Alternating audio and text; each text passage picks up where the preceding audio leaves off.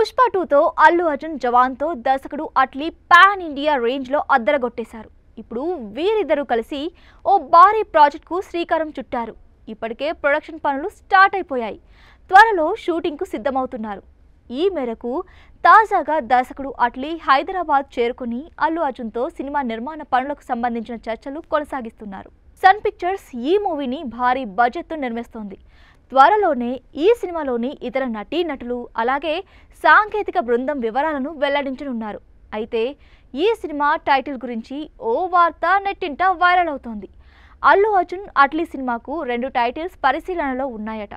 Icon, super hero వంటి వాటిని ఎంపిక చేశారని తెలుస్తోంది.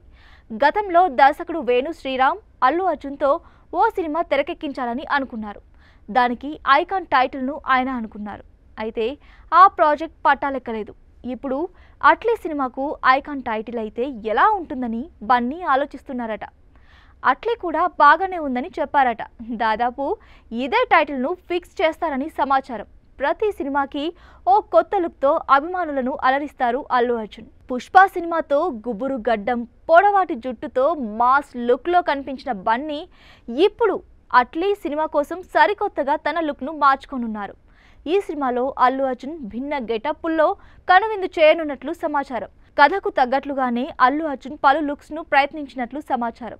పునర్జన్మల కాన్సెప్ట్తో ముడిపడి ఉండే సైన్స్ ఫిక్షన్ సినిమాగా ఇది రానున్నట్లు ప్రచారంలో ఉంది. దీనికోసం చిత్ర బృందం ఓ కొత్త ప్రపంచాన్ని సృష్టించే పనిలో ఉంది. హాలీవుడ్కు చెందిన ఓ ప్రముఖ విఎఫ్ఎక్స్ సంస్థ ఇప్పటికే రంగంలోకి దిగిపోయింది.